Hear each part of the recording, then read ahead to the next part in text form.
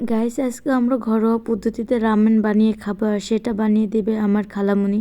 চলেন ভিডিওটা শুরু করা যাক। এখানে আমি একটা ছাদিয়ার নানি শিশু কাটার পাতিল নিয়ে নিয়েছি, কারণ পাতিলটা হলো অবস্থা একদমই খারাপ, কারণ ভাঙ্গা। তো এটার ভিতর প্রথমেই আমি হলো ঘোড়ার ডিম সিদ্ধ করে নিচ্ছি। তারপর এখানে হলো পেঁয়াজ, মরিচ, রসুন এগুলা কেটে নিচ্ছি। তারপর পানিটা যখন এভাবে ছাদিয়ার নানি পুটুর পুটুর করে পা দিয়ে বলক চলে আসে, তখন ডিমটা প্রায় হয়ে গেছে। আর আজকে আমি এই রামেনটা বানাবো কিন্তু সাধারণ নুডলস দিয়ে। এরপর ঘোড়ার ডিম দুটা কিন্তু ভেঙে নিচ্ছি। তারপর হলো সুন্দর করে এখন হলো ফেটে নিব, সামান্য একটু নুন দিয়ে দিচ্ছি। তারপর এখানে ছাদিয়াকে ভাজার জন্য দিয়ে দিলাম তেল। তারপর এখানে তেলের ভিতরে দিয়ে দিলাম ছাদিয়ার নানির ডিম দুইটা।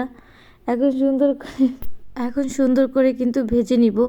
তো একটুখানি মজা করে ভিডিও বানার চেষ্টা করছিলাম, কিন্তু নিজে হাসতে হাসতে শেষ। তারপর হলো ডিমটা ভাজা হয়ে যাওয়ার পর এখানে আমি হলো পেঁয়াজ কুচি, মরিচ কুচি এগুলো এবং রসুন কুচি দিয়ে দিব।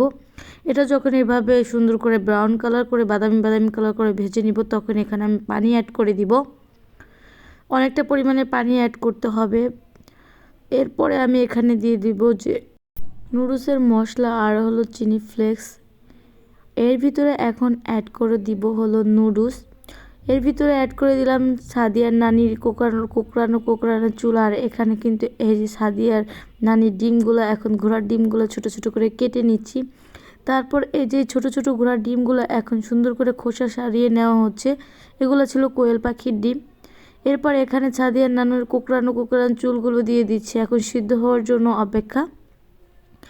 তো এরপর আমি সুন্দর করে একটুখানি লেড়ে চেড়ে নিচ্ছি। কিন্তু খালামণি আর আমি মিলে কিন্তু এই যে আজকে কোরিয়ান রামেনটা রান্না করলাম, এটা একদমই ঘরোয়া পদ্ধতিতে রান্না করলাম, কারণ অনেক বেশি ক্ষুধা লাগছিল, ঘরে ওরকম কিছু ছিল না, তাই ভাবলাম আমরা এভাবে রান্না করে ফেলি।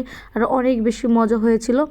তারপর যখন এরকম হয়ে যায়, তারপর আমরা বাটিতে বাটিতে বেড়ে এরপর ডিমগুলো এভাবে স্লাইস করে কিন্তু কেটে নিয়েছিলাম, সুন্দর করে দিলাম। আর এভাবে ছোট ছোট ঘোড়ার ডিমগুলো এক একটা বাটির মধ্যে 4টা করে দিয়ে দিলাম। তো ফাইনালি দেখেন এই যে আমাদের রামেনটা কিন্তু হয়ে গেছে। আপনারা চাইলে কিন্তু এভাবে বাসায় সাদিয়ার নানি কোকড়ানো চুল দিয়ে এবং ঘোড়ার ডিম দিয়ে সুন্দর করে রামেন বানিয়ে খেয়ে ফেলতে পারে। এটা কিন্তু অনেক বেশি মজা এবং ইয়াম্মি। আর এটা কিন্তু একটু ঝাল ঝাল হলে বেশি মজা লাগে। তো এরপর এই যে দেখেন আমার কিন্তু ছাদিয়ার নানির কোকড়ানো চুল দিয়ে এবং ঘোড়ার ডিম দিয়ে সুন্দর করে রামেন রান্না করা হয়ে গেল।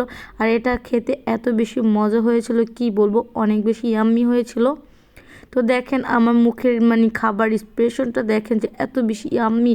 আর একটা করে ঘোড়ার ডিম মুখে দিচ্ছিলাম, ভাই জীবনে তো ঘোড়ার ডিম খাই নাই, ঘোড়ার ডিম যে এত স্বাদ কি বলবো। তো ফাইনালি এখন বিসমিল্লাহ বলে মুখে দিলাম, আলহামদুলিল্লাহ। তো ভিডিওটা আজকে এই পর্যন্ত, ভালো লাগলো অবশ্যই লাইক কমেন্ট শেয়ার করে দিবেন। আর একটুখানি আপনাদের হাসানোর জন্য একটু আবোল তাবোল কথা বললাম, ভুল হলে মাফ করে দিবেন। Tata, bye bye.